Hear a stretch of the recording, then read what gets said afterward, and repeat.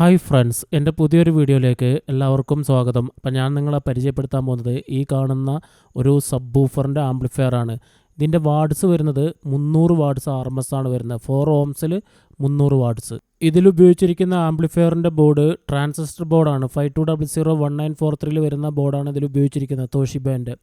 അതുപോലെ തന്നെ ഇതിൽ ഉപയോഗിച്ചിരിക്കുന്ന ട്രാൻസ്ഫോമർ ടൊറോയിഡൽ ട്രാൻസ്ഫോമറാണ് ഇതിൽ ഉപയോഗിച്ചിരിക്കുന്നത് ആംപ്ലിഫയർ ചെയ്യാൻ വേണ്ടിയിട്ട്. ഇതിൻ്റെ ക്യാബിൻ വരുന്നത് G-Techൻ്റെ ക്യാബിനാണ്. ഈ ഒരു സബ് വൂഫറിൻ്റെ ആംപ്ലിഫയർ ഇപ്പോൾ ഞാൻ വർക്ക് ചെയ്യിച്ച് കേൾപ്പിച്ചത് അതൊരു ലോക്കൽ സബ് വൂഫറാണ്. പിന്നെ ഇതിൽ JBLൻ്റെ സബ് വൂഫറൊക്കെ കൊടുത്തിട്ടുണ്ടെങ്കിൽ നല്ല വർക്കിംഗ് കിട്ടും. അതായത് സെപ്പറേറ്റ് ഒരു സബ് ആംപ് ആയതുകൊണ്ട് നല്ലൊരു വർക്കിംഗ് തന്നെ കിട്ടും. ഇതിൻ്റെ ഈ സബ് വൂഫർ ആംപ്ലിഫയറിൻ്റെ അടിയിലിരിക്കുന്ന ആ ഒരു സ്റ്റീരിയോ ആംപ്ലിഫയറിന് ഔട്ട് കൊടുത്തിട്ടാണ് ഈ ഒരു സബ് വൂഫറിൻ്റെ ആമ്പ് വർക്ക് ചെയ്യാൻ കേൾപ്പിച്ചു തന്നത്. അപ്പോൾ ആ ഒരു ആംപ്ലിഫയറിന് ഒരു 5 ചാനൽ ആംപ്ലിഫയർ ഞാൻ ചെയ്തുകൊണ്ടിരിക്കുന്നുണ്ട്. അത് വെച്ചിട്ടുള്ള ഒരു വീഡിയോ പിന്നീട് ഞാൻ ചെയ്യാം.